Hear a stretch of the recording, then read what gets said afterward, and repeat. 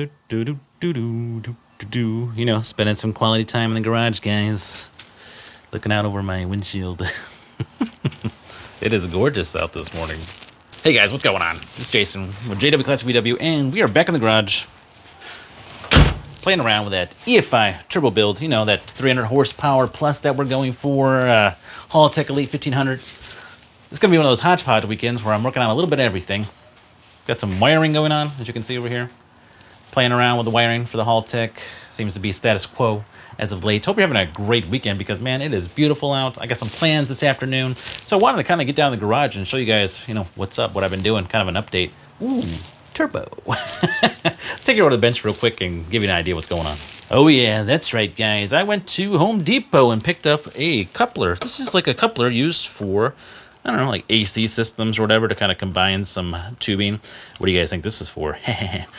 And 50 foot of some irrigation line, 1/4 inch.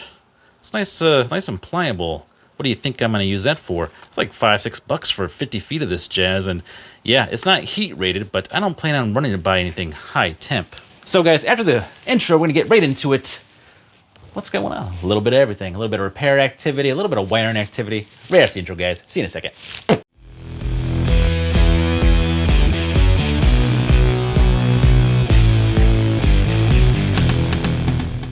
Excuse me, tripod. All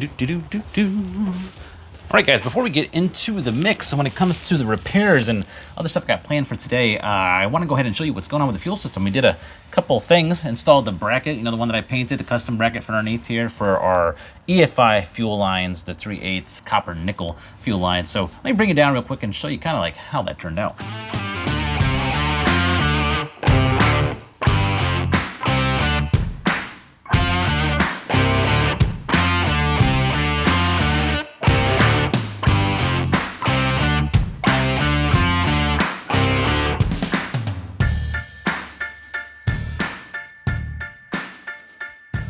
All right, guys. Okay, here we are. This is my fuel system. I've got bulkhead fittings up here at the brake bracket for both the return and the feed side. And you can see, if you look up in there, inside that area, that there is a 100 micron fuel filter that leads up into my fuel pump. And if you haven't seen the fuel pump videos yet, guys, check out the description underneath the video, or up in the corner here. The video right there, yeah. We can talk about that. But this is my bracket, my little custom bracket I made that attaches to the bulkhead front here. There is some concern out there in the VW world that this might be too low, but I gotta tell you, man, I don't really plan on driving goose in any kind of way that would cause that to bottom out, but I guess you don't plan on that happening. Redesign is always an option. It's just not something I'm thinking about right now. From here, my 3/8 copper lines go all the way back to the back. Yes, underneath this channel here where I made my custom brackets, and I did a video on that as well, guys. So if you're curious, check out the description below. I'll list some of these videos for you guys. But let's go to the back and show you kind of what I did back there. This is the custom bracket up front, which turned out really nice. I will say that messing around with these lines was a little bit of a task, but I can't even imagine doing it in stainless. That would be unbearable. All right. Back here at the backside, this is one of the things that I was kind of waiting on finishing, guys, and you can see that I went ahead and I had some foam, 1/4 inch foam that I have stuck up underneath the lines here to kind of help out with vibration dampening on the actual hard lines. And I've got a couple of those brackets, kind of like the ones that I used in the channel there, and I just kind of cut them off and use them to pin in or hold in the hard lines back here, and it worked out really good, man. They are super secure. Up in this area here, there are a couple 90s that transition the hard lines into the soft lines. And you guys have seen this already too if you've watched any of my other videos. Let me bring some light back in here so you better look. That is the flex fuel sensor for the Haltech Elite. And it goes up into the tee-off and the 10 micron fuel filter back here. All stainless construction on that, so that's pretty sweet. And all the, oh my goodness, crazy fuel line system for the backside that goes into the engine compartment. And you see those fittings right there, right? That go into the fuel rails. And there is my fuel regulator, the aeromotive fuel regulator. All right, guys, it's time to move on to the repair part of this section. Kind of like show you how to fix this heater tube, or at least like what I did to fix the heater tube. But before we get into that, don't forget to like, share, and subscribe, guys. I know you're enjoying the content. I appreciate all of you guys. We hit the 5K. We're over 5K, man. Can't believe there's 5,000 people out there that could be possibly watching this right now. Thank you. Now, back to the video, guys. Previously on JWClassicVW. Well, guys, that definitely got out of control and jacked some stuff up. Oh. I don't know how much these tubes cost, but, yeah. That hole is supersized now. Dang it. Alright, we're up front here now, and if you guys were watching the last video, you saw that I put a little bit of a hole in my heater tube, and now it's like a huge gap. Well, I had to kind of make that gap to be able to get that rubber like interconnect in there, so I had to cut out a little bit of these bad boys, some pieces, to get that to work. You gotta be careful with this heater tube though, because it starts to want to unwind pretty quick. So what do we gotta do first? We gotta put a hole. We gotta put a hole in that thing to be able to get the wiring harness through there. So let's go back to the bench and put a hole in that rubber interconnect. So if you have a soldering iron, you can use that. I'm just not really keen on using a soldering iron that I'm gonna jack up. So I got a pry bar. I'm just gonna use a pry bar in my torch, and then there's a kind of punch a hole right into this bad boy once I get it heated up. So let's go ahead and fire up the, I don't know how much propane's left in this thing, but hopefully enough. Ooh, it sounds like there's enough. Yeah, baby.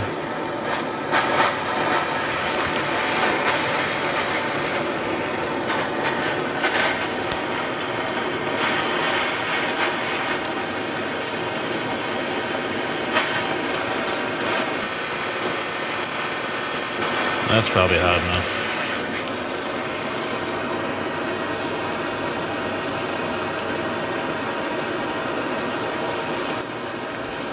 There we go.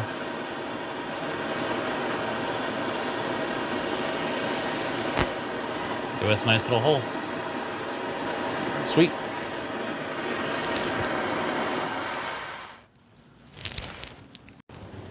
Alright guys, let's see what we can do about getting this this little rubber bad boy up into place. Now I'm going to go ahead and put a little bit of white lithium up on here to help get it into position. But first off, we got to pull the wiring harness through so that we're not fighting that the whole time. Let's see if that hole I made is big enough to make that happen. All right. Let's see how much of a pain in the butt this is going to be. Let me bend this out of the way maybe a little bit. See if I can maybe not break something else. Just to get this on here.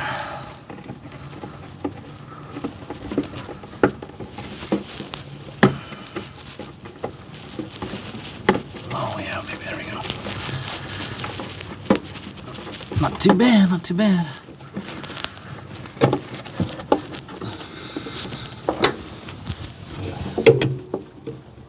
Yeah, I was kind of thinking that was what happened.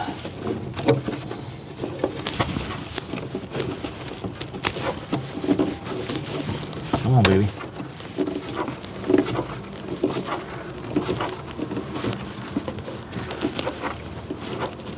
That's really about all I wanted.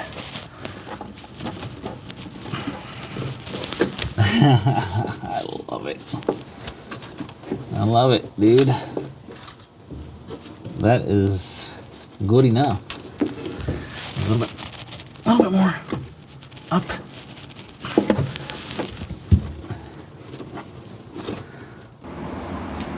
All right, let's see, guys.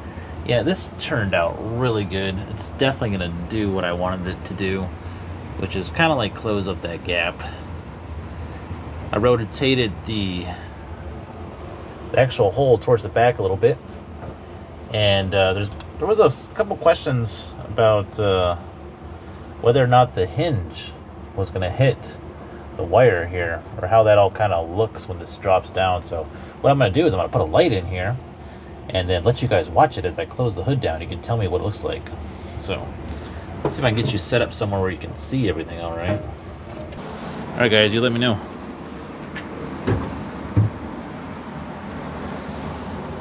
How's it look? That's not locked out, but that's closed down all the way. All right, yeah, we got to address that in a little bit there to the back. No problem. All right, guys. After reviewing the video and kind of seeing how when the hood hinge comes down, it does touch it a little bit, but if I route that back to the back side towards the rest of the wiring, I don't think we're gonna have that kind of problem or issue. What I do need to do now is figure out on my 2 gauges on my gauge cluster. If you guys haven't seen the gauge cluster video, check it out. It's over here, one of these directions. How to make your own custom gauge cluster. For the tach and the oil temperature, I'm gonna go ahead and I gotta tone those out because I don't remember which one was which. I gotta tone those out to figure out which one is the oil temp, which one is the tach, because the Haltech is gonna be feeding my tach, telling me what my engine RPMs are, but the oil temperature is gonna stay analog. So I'm gonna figure that out, then I'll bring you guys back, kind of show you where we are. I wanna talk to you about what we're gonna be doing in the next video. Look, see over there? Underneath this stuff right there? That's the engine, guys. We're gonna do like some engine breakdown, start doing a little bit of rebuild on that. That's gonna be in the next video, guys. That's right, guys. She's all covered up, put away. It's night-night time for Goose, and time for me to get out of here. I gotta go play pool. Yeah, guys, if you didn't know, I play in a pool league. A little bit of billiards.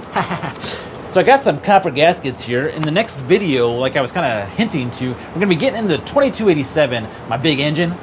Checking out some of the cool stuff on there, the special heads that I've got on there, the DRD heads, and I've got the Potter rockers, so lots of cool go-fast parts in there that we can take a look at. All kinds of stuff going on behind the scenes, guys. I got some welding to finish up. We're waiting on the transmission. Richard over at Houston Performance Restoration is just about finishing it up. He's waiting on some gaskets from CB Performance. Hold on a second. Not CB Performance, but from Gene Berg. Look at what I got right here. I got gaskets right here, Richard. Why don't you just do a shout out, man? Let me know. I gotta get the axle tubes finished and painted up, get some of that X2 clear coat on those so they're all set and ready to go. But yeah, man, just a little update, guys. Got some stuff going on. Hope you guys are having a great day, great night, whatever time it is, wherever you are. I just saw that that Haptic Garage is doing some live stuff right now. So make sure you check out Haptic Garage, guys, up over here. Haptic Garage, or over here. Down in the description below as well. He's doing all kinds of cool work on his Beetle, Dweezil.